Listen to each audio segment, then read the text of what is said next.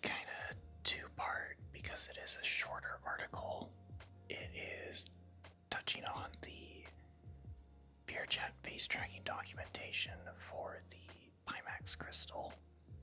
And the second part will just kind of be my own rambling about my experience using a Pierce Pimax Crystal last week and what my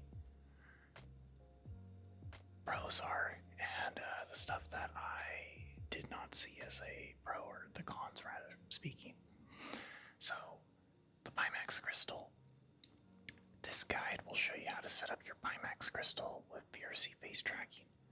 Unlike other Pimax headsets, the Pimax Crystal requires a different setup. Note, this guide assumes that you have Pimax Play installed alongside SteamVR. If you do not have Pimax Play installed, please install it before continuing. Pimax Play is like the runtime that you need installed on your computer to be able to have your computer interface properly with the Pimax Crystal. It's not like other SteamVR based headsets that you can just install SteamVR, plug it in, and then use it like the Valve Index or first generation 5 Pro and like HTC Vive. Requirements listed: Pimax Play, Broken Eye, Snapnel, or Super Runtime PAL 1.3.6.5.zip, VRCFT Tobii Advanced Module. Setup, installation. Create a folder on your desktop to store all the files you'll be downloading. This will make it easier to find them later. Number 1. Install and configure Pimax Play. First, open Pimax Play and go to the Settings tab. Ensure that eye tracking option is enabled in the device setting, and perform an eye tracking calibration. Number 2. Install Broken Eye. Download the latest release and extract brokeneye.exe into the folder you created. Number 3. Download Snapnel 13565 or 1365.zip Discord link.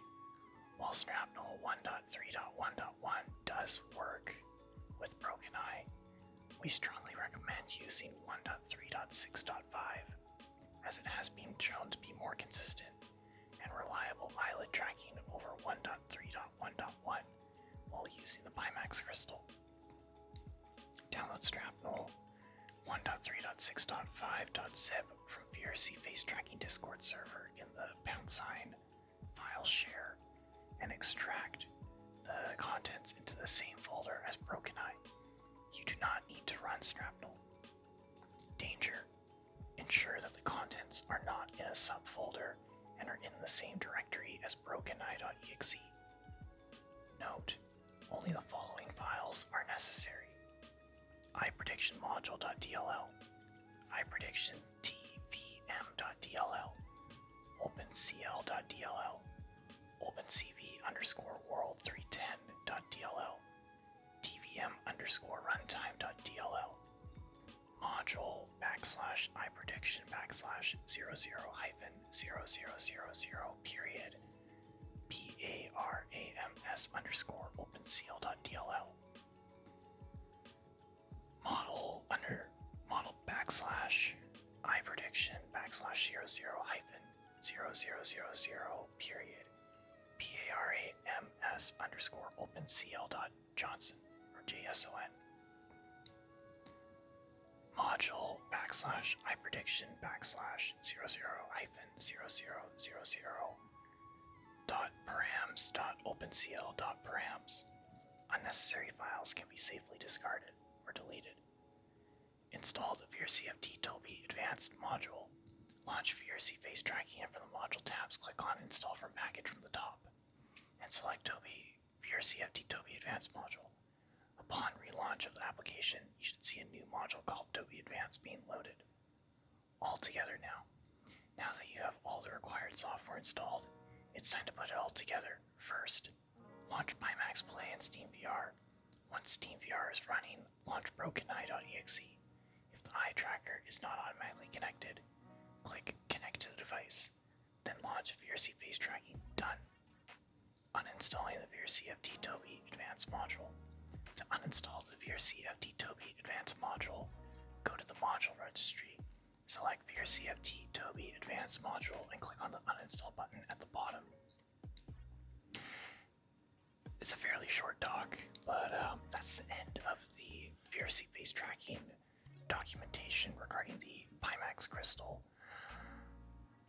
So, regarding my experience of using a crystal, one of my friends lent me their Pimax Crystal, which has a lighthouse plate on it and the default audio.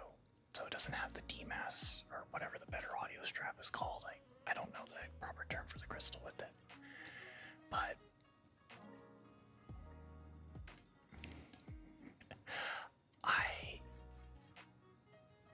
it was definitely a neat headset. Like that, I can safely say is the highest resolution headset that I will probably end up using for quite some time. The Quest Pro, for example, is let me look it up. Quest Pro resolution. The Quest Pro is 1800 by 1920. Where, to put in perspective, the Pimax Crystal is 2880 by 2880 per eye. So, I don't know math-wise what that comes out to, but I know running it in Steam VR, I run my Quest Pro normally at 2496 by 2592, I think, which is Virtual Desktop's high setting. Right now, just for like trying it out, I'm running at Ultra, which is, I don't even see it now. I'm gonna open the Steam menu and hope this doesn't brick me. Ultra is 2688 by 2784, so it's a little bit higher, but I'm gonna go back to high just because I can see maybe a little difference, but I would rather have that extra GPU overhead, personally speaking. It is definitely an interesting experience using a headset that, if you really try, you can see pixels. But in general, just like looking around, everything is just, it's more or less like, I don't know if you'd call it photorealism or how you would determine it or describe it, but areas that you would expect to see jaggies or a little bit like lower clarity, like say if it's out of focus, but looking at like the beams of the wood behind me, for example, I would expect to be able to see like some rougher edges, just like because I'm in VR, or especially the shoreline in this world. I can see some rougher edges between that and the water, but on the crystal it was more or less like non-existent, which was definitely interesting. Kind of breaking it down, my experience getting it hooked up to my computer was a little bit rough, although I do say that a big chunk of that was my own fault because I didn't read anything about it. I just kind of I want to see if I can get this hooked up without any prior like knowledge or looking into it further than like knowing a couple friends that have used a crystal. And I probably took like half an hour to get it hooked up to my computer properly. At first I plugged it in and I had the USB type A hub that uses an A to A cable for the power injector to the headset, and I plugged that into the wrong side, so it wasn't plugged in as a hub. It just was plugged in doing nothing at first. And then I realized that, so it was fixed. And then once I did get it plugged into the headset, I did not know why there was there's two USB type A cables. One of them has a longer head, the other one's shorter. And then one of them's also black on the inside, the shorter one, where the longer one was blue. That's where I realized, okay, I should look at the video for the Pimax Crystal because I don't understand what's going on. Jab's video explains that you ignore the black cable, or the connector that has the black connection on the inside. So I ignored it, and then I plugged it in, because the tether on the back of the headset itself wasn't connected. But once that was connected, Pimax Play was able to see the headset, and it gave me an error, which I don't remember what the number was. But at first I learned I can't have 3 displays hooked up to my graphics card and run that crystal at the same time. So I unplugged one of my displays, re-enabled my integrated graphics, and hooked it up to that so I could still use my 3rd display. And then it still wasn't detected, and that's because I had my DisplayPort extension cable unplugged by accident. Preemptively, I also just reduced my top monitor to 60 Hz, just because I didn't know if I'd run into DisplayPort bandwidth limitations again. But once I did all that, surprisingly, the 6-foot passive extension cable was the least of my issues. I used that with my index just because of my play space is like 10 feet from where the cable is over there and where I actually am in my space. So I use an extension because when I was wired, then I can actually walk around in my space a little bit easier without worrying about having a cable that's too short. Once I had the crystal set up, Broken Eye was pretty easy to figure out.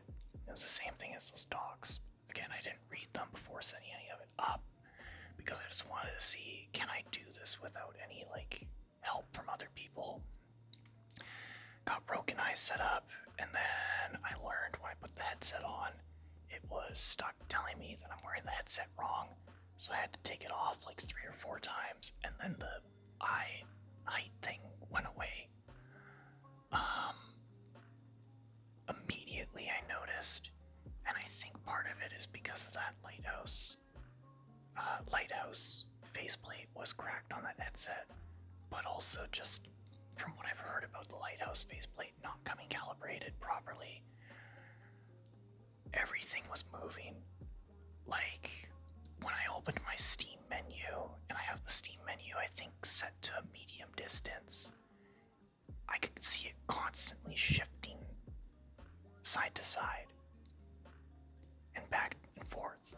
It was almost as if you were standing on a boat or in an apartment, a skyscraper type building or something like that, and there's a constant sway to the building going on. Once I got into VRChat, I was more or less able to ignore it, but I could definitely tell if I was standing still and staring at something that everything had a little bit of movement, even though I wasn't moving around, so that was less than ideal. I ended up trying the slam tracking after just to see how that was by comparison. Slam is the same as what the Quest Pro or any other non-base station tracked headset uses, or rather known as inside-out tracking. And it was okay if you didn't walk around, but walking around had I don't know if it's reprojection or what you would call it, but it kind of felt like everything just contorted weird, and it wasn't like I was walking on a flat surface most of the time either. I don't know how to explain it, but it wasn't a nice experience. I ended up switching it back to lighthouse mode, and overall, some visualizers that a couple friends showed me when I was using the headset was pretty neat. It's definitely one of those headsets that you would want the better audio strap, because the default audio, in my opinion, was god-awful. Especially because my first taste of it was using it accidentally in the low latency audio mode, which just made it sound like I was listening to other people talk through a page phone. What else was there? It crashed my computer 3 times. I don't blame the headset fully for that, because I had I'm running an AMD chip, and I'm running Precision Boost Overdrive plus Curve Optimizer, so I have an undervolt set. And at the time, I wasn't 100% certain about certain things being stable, so I ended up reverting it, so I didn't have any of that set. And then it still crashed my computer 2 more times afterwards. So, I would say one was my own fault. The other 2 times, it just locked my computer up. It could be because it doesn't want to play nice with Quest software on my computer, or virtual desktop. I mean, I don't have Oculus Link or MetaLink installed anymore. But yeah, it was like I was in this world talking to a couple other people, and then all of a sudden my view froze and the audio was just stuck looping. I go over to my computer and everything was just dead. Eye tracking was for sure neat to play around with it. It's the only time that I can ever say that I have. I don't know if this will be visible in the VRC lens. Oh, it is. It's the only time I would ever be able to do something like this, because the Quest Pro does not have eye convergence. So what eye convergence is the eyes on the Quest Pro, they're not tracked individually. So if I was to go cross-eyed right now, they stay the same distance between each other. But I'm able to blink my eyes individually. That's the only form of convergence that there is on the Quest Pro that I'm aware of. Same also, although this isn't related to it, like the lower face tracking is like that as well on the Quest Pro, other than the jaw, which you can move side to side. But everything else is, I guess, mirrored, you could call it. This definitely was neat to be able to see, like, ooh, I can do the funny, like, go cross-eyed. Plus also, because it's using Tobii eye tracking, similar to, like, the Vive Pro Eye, pupil dilation worked as well. So there was a world that I was in with, like, visualizer stuff that was pretty dark, and my pupils looked giant, which is kind of funny. But outside of that stuff, like the headset crashing my computer 3 times, the fact that if I wanted to run it at what's considered 100% resolution for the Pimax Crystal using the Crystal's OpenXR runtime is 4312 by 5100 per eye. I have an RTX 3090, so like in a world like this, for example, I can run it at that, and my gameplay is okay. But in heavier instances, or if I'm around, like, I don't know, like 20 people, for example, or a world that has more like shader effects and stuff going on, oh my god. My VRChat session was, one, it was short because I couldn't run the headset that long. 2, I was getting 13 to like 25 frames on average. So definitely, like, if it was that I was using that headset regularly, I'd be running it at a lower resolution, and I would be trying to get like an RTX 4080 or better. I wouldn't look at a 4080 personally. I'd be looking at like a, if you can find one for a reasonable price with how the market is right now, a 4090 or a 5090, because video memory is something that you need with that headset. Like, I'm not running at a resolution like that right now. I'm running at, I think it was like 2688 by 2732, which is a little bit over half the resolution of that headset. And in this world right now, I'm seeing almost 9 gigabytes of VRAM usage. We're using the Crystal on average, especially if I was around other people, I saw 16 gigabytes plus of memory usage. So I would assume using like a 4080 or even an RTX 5080 would limit your performance, just because it's so much easier to hit your VRAM limit. The other thing too, which I know it's part of a design thing with how the headset came to life, but it's still weird to me, is on the back of the headset, there's a battery. Even though it's a wired PCVR headset. My limited understanding is because this was originally going to be designed as a headset that could be used as standalone, because it's from around the time when standalone PCVR headsets, not PCVR, standalone headsets like the Quest 2, then Quest 1, I guess, as well, were all the craze with COVID and the whole lockdown stuff and just people being able to use it without a computer. Like, it was way more accessible then. Something changed, I presume, like mid-development with the Crystal, and they couldn't remove the XR2 at that point, so even though it's a wired headset, I believe battery life is rated as like 4 to 6 hours. I'm Googling it.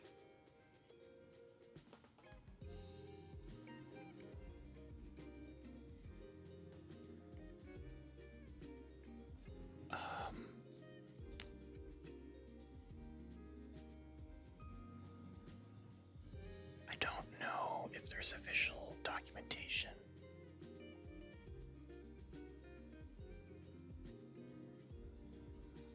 Apparently there's been firmware updates that have changed some stuff with the headset. And there's like 4 different USB hubs, I believe.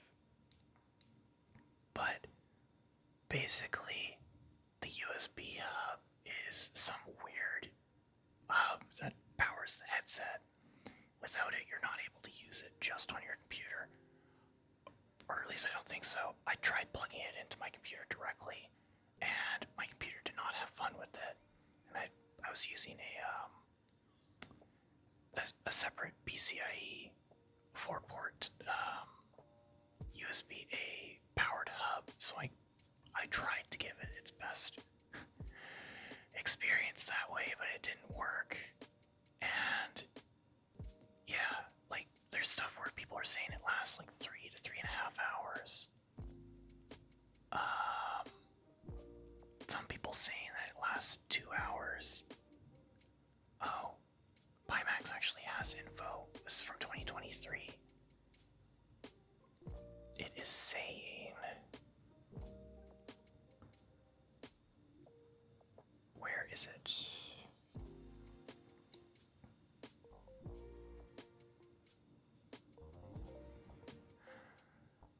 I don't see it in this page, but it was saying like 2 to 3 hours before I refreshed it.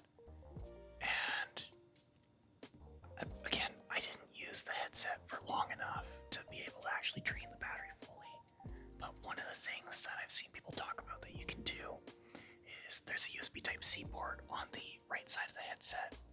And some people will either like put a battery, like an additional external battery on the back of their head, or run a second cable up to the headset. People say you need a Quick Charge 3.0 wall adapter to be able to charge the headset and use it that way. I was able to use a Quick Charge 3.0 wall adapter, and I also tried a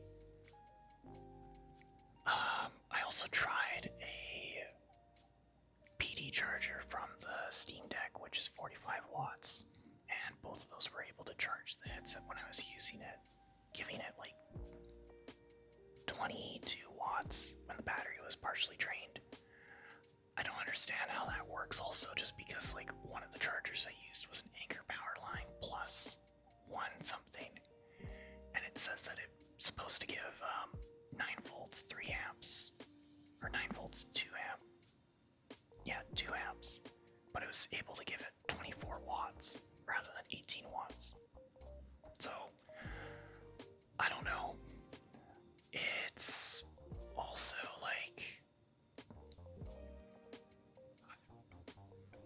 comfort-wise, without anything else on it, it's definitely more comfortable than the Quest Pro in its stock form. But holy crap, that's a heavy headset. Like, the valve index is around like 800 grams or something like that. Let me see if I can find that really quick. So the Quest Pro, I'm just looking it up. in its stock form apparently is 722 grams. 722 grams is 1.59 pounds. The valve index, I think, is 809 grams. I'm going to see if I'm right.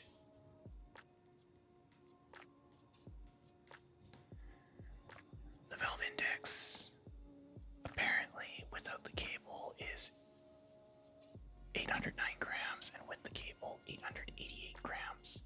So 1.78 pounds or 1.96 pounds. The Pimax Crystal, on the other hand, is 960 grams with battery.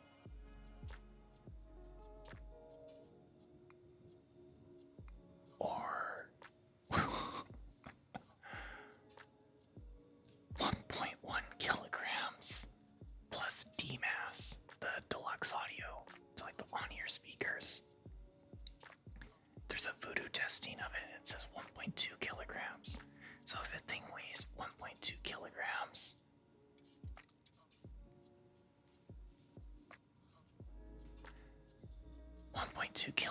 puts it at 4.8 pounds.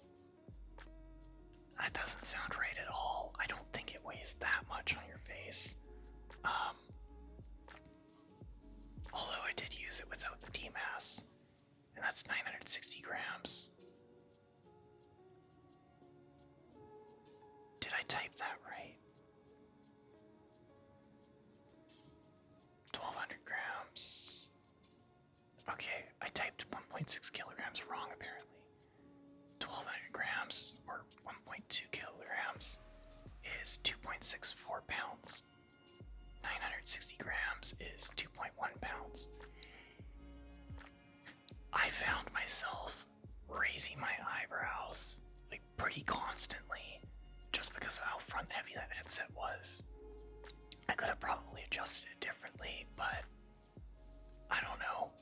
In its current standpoint, a headset that is like just from the software and hardware experience with that, if I essentially had to take my worst Quest Pro software day and pretty much do that every single day to have a good experience with the Crystal, if it was a $500 US headset, or what is that?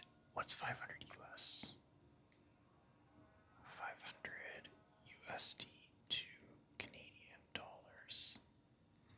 $500 US is roughly $700 Canadian. If it was that price, I'd be fine. Like, I'd be willing to tolerate with that stuff because the visuals of the displays, color-wise, I can't say I notice a difference between the Quest Pro and that, but like the clarity of spheric lenses is pretty close to pancakes in my opinion on the Quest Pro. But like, I'd be willing to put up with that, is what I'm trying to say. But knowing that the headset is $1,600 US or $2,300 Canadian, I cannot suggest it for that. Or at least for VRChat. For like a sim headset, it's probably pretty cool. But holy crap, it was not a fun experience getting stuff working. When it worked, it was very neat, but when it didn't work, which was more the case than not,